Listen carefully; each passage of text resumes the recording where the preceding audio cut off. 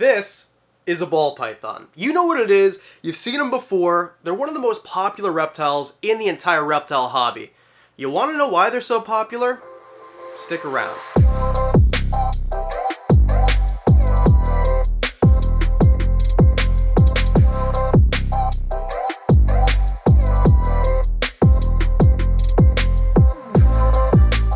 This is Pikachu, and although he wasn't my first ball python, he was one of the first, and he's one of my favorites. And I think the reason that I got into ball pythons in the first place is because there's really no barrier to entry. When you want a pet snake, you're gonna look through the care guides. What's the easiest to take care of? What's the most realistic for me that I would like? Because not all snakes work for everybody. Some people don't like colubrids at all, and if you do like colubrids, maybe you don't want a big colubrid, or maybe you don't want a small colubrid. Maybe you don't like big snakes, or maybe you don't like small snakes, and you want something in between. And with ball pythons, that's exactly what you get. When it comes to getting into ball pythons, there's very few things that you need. It doesn't cost a lot of money to buy the animal, to buy the enclosure, and to buy all the furnishings. So ball pythons are really great for beginners, but they're also great for people like me who I wouldn't consider myself an expert. I've been keeping reptiles for longer than a decade, but I still think that for an intermediate keeper like me, ball pythons kind of check all the boxes. They're not too big to care for by myself or keep by myself. They're not dangerous, they're not hard to keep, and they're not expensive to keep either. I love ball pythons, and I think that you might too. And although we're going to get into size in a minute, this is not an intimidating snake, but it is impressive. It is impressive enough that this thing is basically like as long as my arms are. I'm a small dude, but at the end of the day, it's big enough to look impressive like it's a python, but it's not big enough to look scary or dangerous. Number 4, variety. If you want a snake, you want it to look cool. I mean, you got into reptiles for a reason, and I think that all reptiles look cool for the most part, but with ball pythons, if you don't like brown snakes, and most of them are black and brown with a little bit of white, you can have a yellow snake. Literally, why did I wear a yellow shirt? There's zero contrast whatsoever. Or you can have one that's a different shade of yellow. Or you can have one that looks normal, which is brown and black. Or you could have a white one if you wanted to. Heck, you could even have an all black ball python. If that's what you chose, you can have them with purple on them. I think you get the idea. And not only colors, but patterns. So do you want something that has like pinstripes down it, for example? That's something that you can have. Do you want something that has smiley faces on it? Literally, there are so many combinations, and if you want something that looks kind of like marbled, or pied as we like to call it, that to me is one of the things I saw in a picture and thought, how the heck is that possible? So you never really get bored, you know? If you want to keep one ball python, pick whatever appeals to you. I love albinos, which is what Pikachu is. So I got myself an albino. And I also like bananas, so I got myself a banana. And I will eventually get myself a pied once I've got the room, because I think they look freaking awesome. So if the care requirements line up for you, I like the way a ball python, the setup, how big it needs to be kept in, the enclosure size. I like the humidity, it's doable for me in my area, but I don't really like that pattern and color. Well, you got a million things to choose from, and the care is basically the same no matter what morph it is, with a couple exceptions. Number 3. Size. Let's get into detail about it. I mean, if you want to watch a full detailed care guide, boom, I've got you one right here, all about ball pythons and their care. But in terms of size, like I said, not too big to be scary, but big enough to be impressive. And they're going to get between 2.5 and 5 feet on average. 2.5 is kind of small, but that's a male versus a female. So you can choose. Do you want something that's closer to 3 feet, or do you want something that might get as big as 5 feet, or even 5.5 in extreme cases? Then you can choose between a male and a female. This is a big male. Not super girthy, he's healthy, but this is basically the length of a male. They don't really get much bigger than this. He's about 3.5 feet, maybe 4 feet, but that's generally where you're gonna find them. But then I've got my boy Peter here, and Peter is under 3 feet. He's a little over 2.5, so somewhere in the middle there. I don't know. Let's say that he's 2 foot 9 inches, something like that. And he's basically topped out. I mean, I don't know exactly how old he is, but he was sold to me as 1.5 years old, and I've had him for almost a year, so 2.5. And although snakes grow their entire life, ball pythons, after about 3 years, they're not going to see drastic changes to their size, both in length and in girth, unless, I mean, you overfeed them or underfeed them. But in general, they're going to get close to their adult size right around that time. And small snakes, or smaller, medium, whatever you want to classify Pikachu and his kind as, they don't get super big, so they don't need huge enclosures. Now, personally, I love these 4 foot by 2 foot by 1 foot tall PVCs because they're easy. You know, they're easy to maintain, they look nice, you just throw some lights on the inside, throw a heat panel or heat tape or however you want to do it. Holds humidity really well, which we're going to get into in a second.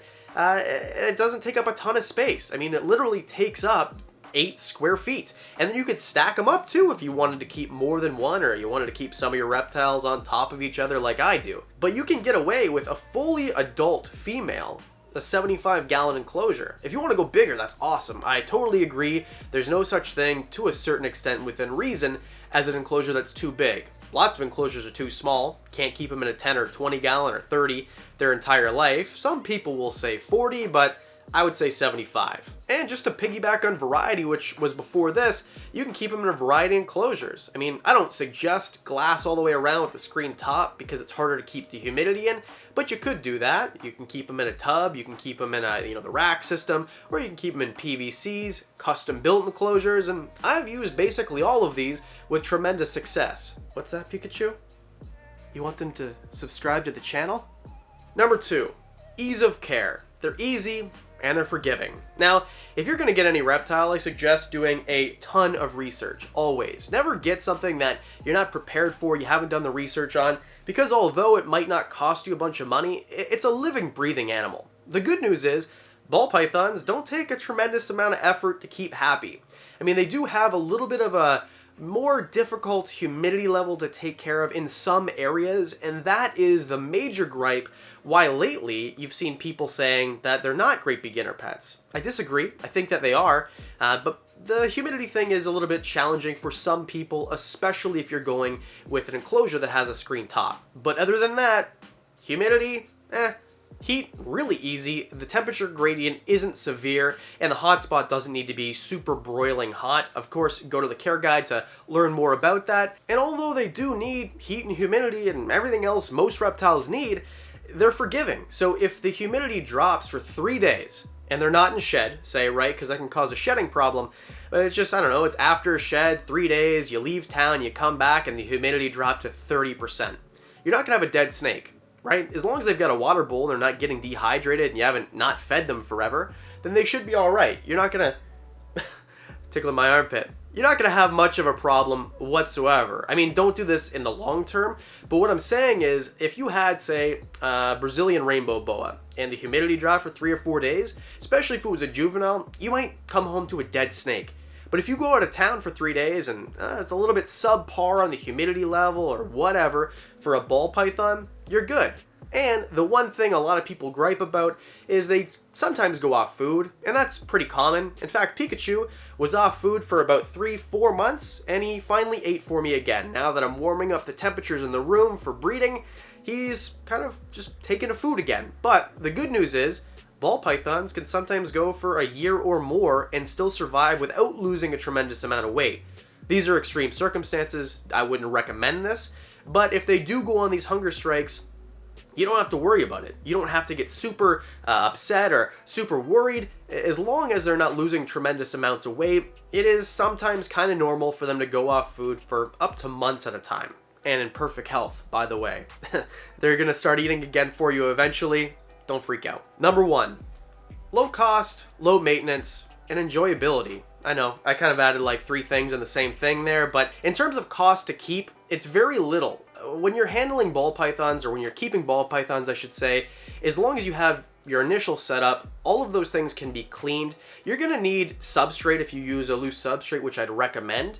You're going to need to change that out, but at the end of the day, that'll cost you like a few dollars a month, maybe like $5 a month if you're not buying in bulk to change it out. So that's really easy. In terms of water, I mean, you pay your water bill, right? You're good to go. And even if you do want to purify the water, those drops last for a long time, and they're not expensive to begin with, so you're good there. And then in terms of food, I mean, a few bucks a week, because ball pythons, they only eat about once a week or every 10 days for big females or even adult males.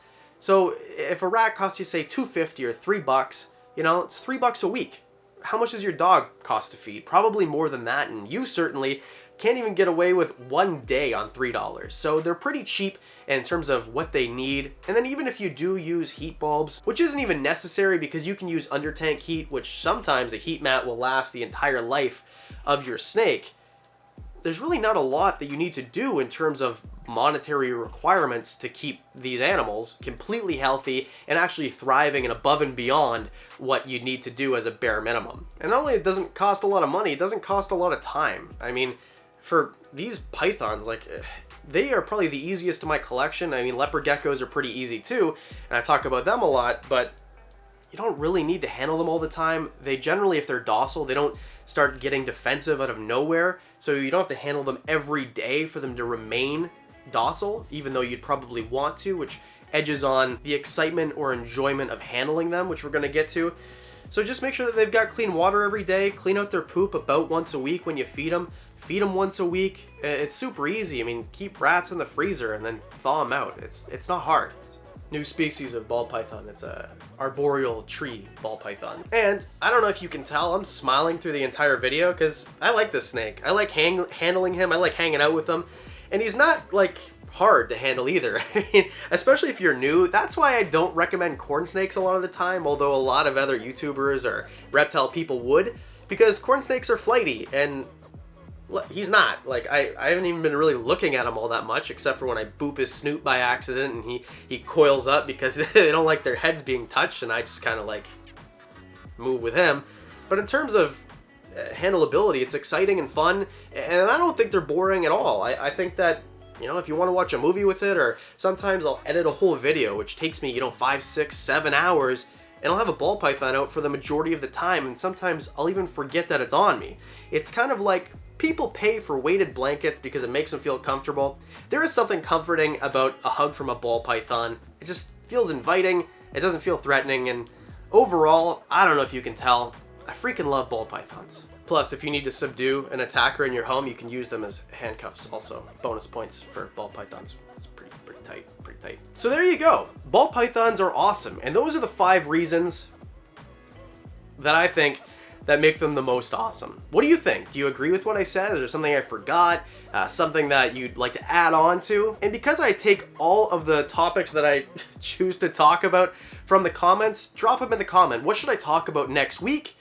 Because I do videos twice a week, that means it'll see you on Thursday.